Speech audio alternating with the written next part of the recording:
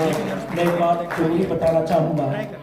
मुझे याद है जब रविदास आंदोलन में 96 बच्चों की जमानतों के लिए हम गए थे, तो एडवोकेट रविंदर जी और एडवोकेट सुनील जी, जिन्हों से हमने वो वकालतनामे वगैरह सारे साइन कराए थे, तो जो 96 बच्चों की टोटल जमानतें हुई थी, उसमें एडवोकेट रविंदर जी का मुख्य काम था और एडवोकेट सुनील जी का। तो इनका तहे दिल शुक्रिया कि सोशल रिफॉर्म में हमेशा हमें मदद करते रहते हैं। मेरा सभी राजबान साथियों का, सभी लोगों को मेरा जय भीम नमो बुद्धाय। और जो आज प्रोग्राम डिजिटल मीडिया प्लेटफॉर्म पर जो हमारे डिजिटल मीडिया भाई बहन एकत्रित हुए हैं, इनका बहुत ही समाज के लिए योगदान है। इसलिए इन सभी अपने मीडिया कर्मियों का जो काम करते हैं समाज के अंदर विषम परिस्थितियों में, तो इनका मैं आभार व्यक्त करता हूँ। मैं सिर्फ समाज के लिए क्या कर सकता हूँ, क्या करना चाहिए हर व्यक्ति को, जैसा कि अभी हमारे बलविंदर भाई ने कहा था कि जो मीडिया कर्मियों को आवश्यकता होती है,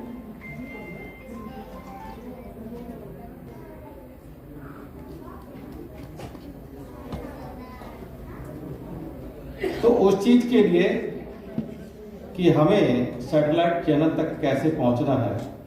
अभी तो हमारा जो सोशल मीडिया पर सभी लोग काम कर रहे हैं, अच्छा काम कर रहे हैं, लेकिन क्या सैटेलाइट चैनल तक कैसे पहुंचा जाएगा, कैसे हम लोग काम करेंगे?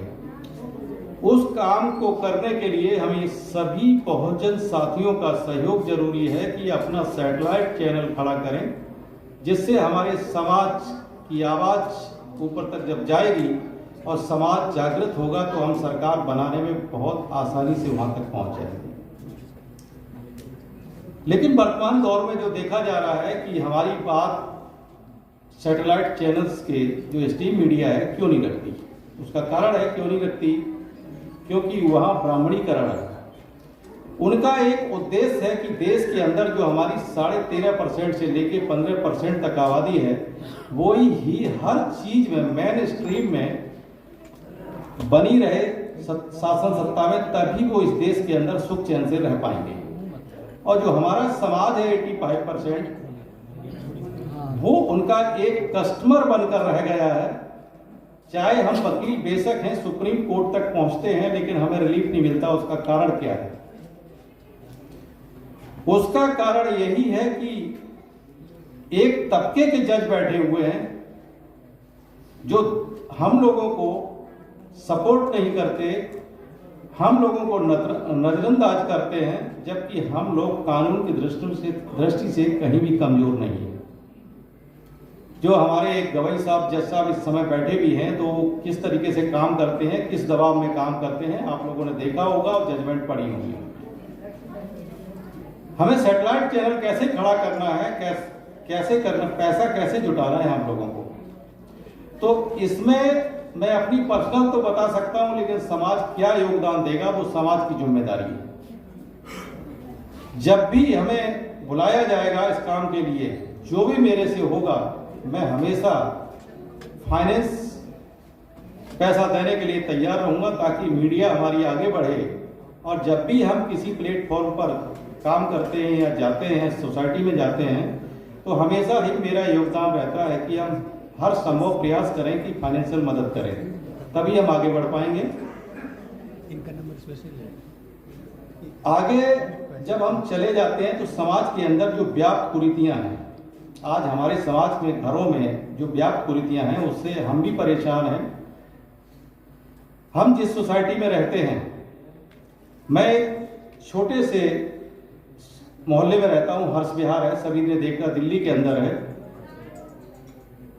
वहां से संघर्ष शुरू किया और कोर्ट तक पहुंचते हैं, लेकिन आज भी हम जातिवाद के शिकार होते हैं। लेकिन मैंने आज तक साथियों का तो सहयोग लिया, लेकिन मैं खुद ही संघर्ष करता हूं, किसी को मैं डरता नहीं, ना मैं डरूंगा। कहीं भी बात रखनी हो वो बात रखूंगा, मुझे किसी का डर नहीं लगता। अभी एक दिन हमारे बलविंदर भाई प्रोग्राम ऑर्गेनाइज कर रहे थे, तो उस समय भाजपा के प्रवक्ता थे रजनीकांत जी, तो उन्होंने हमारी माननीय बहन मायावती जी के बारे में जो शब्द यूज किए, तो मैंने उसी समय लाइव डिबेट में ही उनको टोका। बीच में मैंने इसलिए टोका, चाहे मैं उनको फॉलो ना करूं, लेकिन हमारे समाज की बहन है, वो बेटी है। अगर हम उनकी इज्जत को आबरू को बचा कर नहीं रख पाए तो हमारा जीना इस समाज में बेकार है। हमारी अपनी जो सोशल मीडिया है और जो समाज के बहुजन हमारे भाई हैं, मेरी सभी से एक ही दरख्वास्त है कि हर प्लेटफॉर्म पर एक दूसरे के साथ हाथ से हाथ मिलाकर खड़े रहें और एक दूसरे की मदद करते रहें, तभी हम आगे बढ़ पाएंगे। अदरवाइज समाज के अंदर जिस तरीके से हम तो चलो शिक्षित हैं, कानून के ज्ञाता हैं, संघर्ष करते हैं, आगे निकल जाते हैं, लेकिन संघर्ष करना समाज में आसान नहीं है। समाज में संघर्ष करते करते हमारी मौत भी हो सकती है, ये हम अच्छी तरीके से जानते हैं। अभी मेरे साथ एक रिसेंट वाकया हुआ है, मैं बता देता हूं। मैं हर्षविहार में रहता था, एक कोयले इंक्लेव के अंदर oxy rich new Delhi extension society है, उसमें मैंने 2 फ्लैट्स खरीदे। मैं वहां रहता हूं, 6 ब्राह्मण हैं वहां पे। 6 ब्राह्मणों ने साजिश रची, किसी तरीके से पूरी सोसाइटी को ग्रेप कर लिया जाए। उन्होंने ग्रेप करने की कोशिश की, लेकिन मैं अकेला शख्स था उस सोसाइटी के अंदर उस समय, क्योंकि मुझे सभी जानते थे कि ये शेड्यूल कास्ट का है और जाति का चमार है। मैं किसी को नहीं डरा। इन बिटवीन वहां एक मिस्टर वर्मा है, मास्टर साहब, वो मिले। वो छिपके रह रहे थे, मैं उनको निकाल के लाया और मैंने मात्र 2 महीने के अंदर अपने दम पर इलेक्शन करवा दिया। उसमें उस सोसाइटी के अंदर मैंने 70% भागीदारी अपने समाज की रखवा दी, जिसमें कोई नहीं रोक पाया, न किसी की बस की रही।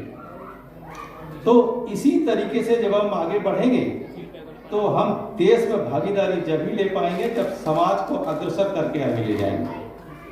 बाकी हम सभी के साथ हैं, हमेशा साथ रहेंगे। जब तक मेरा जीवन है, समाज की और मीडिया की हमेशा मदद करते रहेंगे, क्योंकि इसी से हमारा समाज और देश का उद्धार होगा, तभी हम देश की सत्ता तक पहुंच पाएंगे। सभी को जय भीम, नमो बुद्धाय।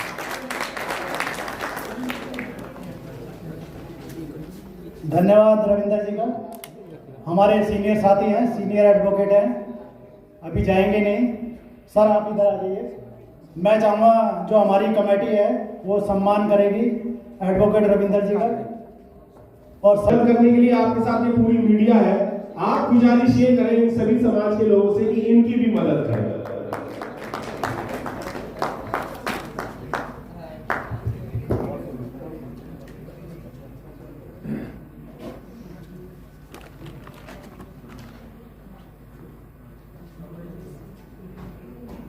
रविंद्र जी